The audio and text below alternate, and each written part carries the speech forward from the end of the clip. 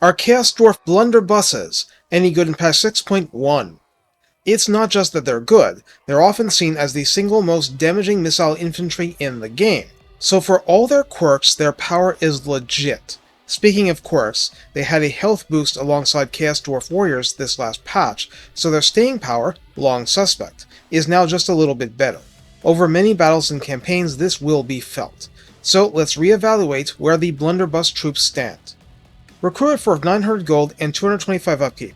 On Ultra you get 80 entities per unit with 6,100 health between them, which is the new and upgraded figure. By itself that's nothing to celebrate, but this is in the context of 85 armor and silver quality shields that block 55% of small arms fire from a frontal arc. Imagine if Dark Shards with shields had 85 armor. It's like that. Throw in 15% fire resistance for good measure and they're already pretty decent. Leadership 65 is more than fine for a missile unit. Speed 28 and charge bonus 37 are no worse than regular. Melee attack begins at 28 with attack interval 4.3. There is no splash damage. Melee defense begins at 32, equal to an Empire Swordsman. Weapon strength 34 is split base 25 and armor piercing 9, just like base Chaos Warriors. Charge bonus is 6 and mass is 150 per entity. I remind, this is a missile unit with these stats. For actual ranged, ammunition starts at 30 and can get better. Range is 90 because these are basically dwarf portable grape shot guns. Missile damage of 49 is officially where it starts, with each solid mass inflicting base 5 and AP 13 damage. Thing is, the projectile number is 3.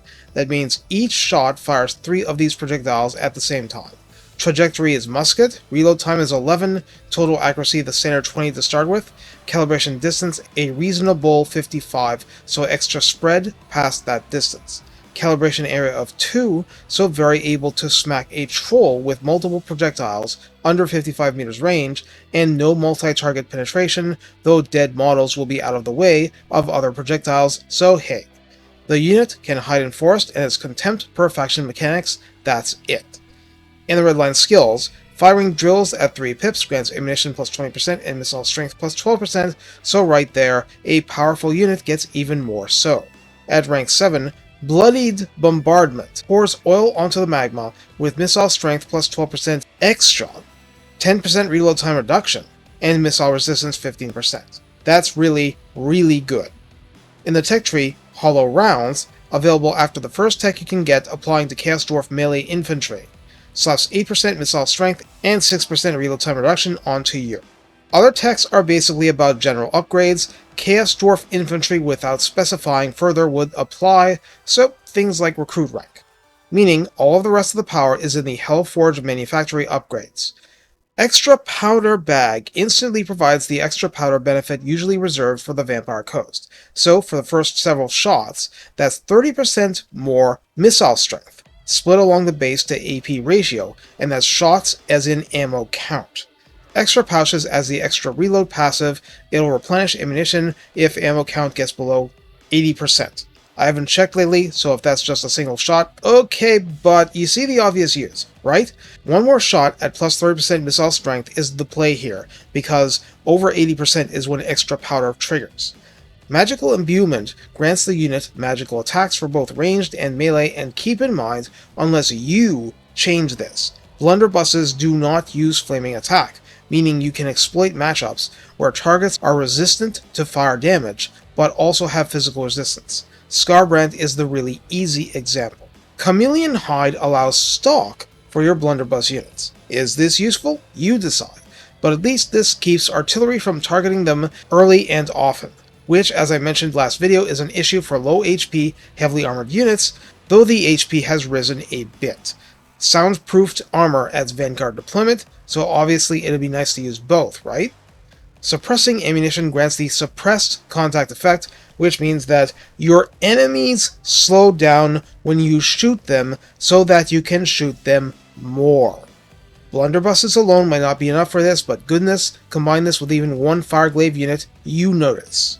Rune of Immunity grants spell resistance 25%, it just comes much later than melee infantry.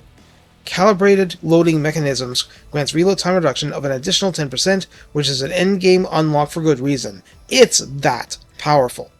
So, how do we use the Chaos Dwarf Blunderbusses?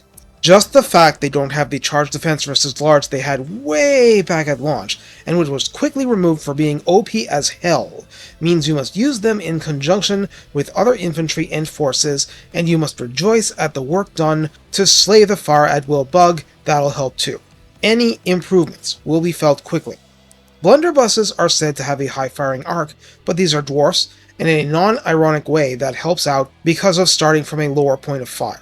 So you stand good odds of shredding lots of infantry, and you definitely will shred cavalry and monsters given half a chance. This is why, even for his other disadvantages, Zatan is almost overpowered unfair because of his net ability letting Blunderbusses tear Grimgore a few new 100 holes. There's a reason I mentioned that specific example. More broadly, despite the range limitation, which never improves, the raw power you can unload on foes, and with enough ammunition to fire very late into a battle, means that the rest is a matter of longevity and scraping by, and what just happened? It got more health unit-wide. It's not huge, but since this is a unit you need to expand capacity of if you want to survive, let alone thrive in campaign, you'll reap benefits over and over because, to put it mildly, enemies want this unit dead. So how do you keep it from getting dead? Don't let it get side and rear charged. From the front, guard mode or attack orders on a single opponent should keep them shooting even while the front ranks engage in melee, and with this unit, both of them hurt. The shots just hurt a lot more and a lot faster.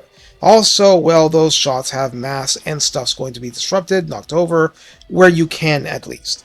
That isn't always good, but often it is. So you want a virtual wall of lead stopping the enemy cold. For an army you want to use blunderbusses in.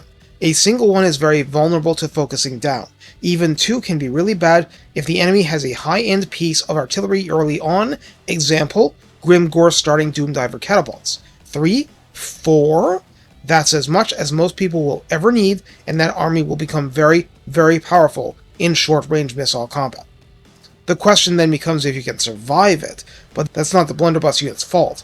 They're there to light things up. It's someone else's job to protect their backs and make sure they can continue firing. Take care and have fun turning dragons into Swiss cheese. Because they can. They legitimately can.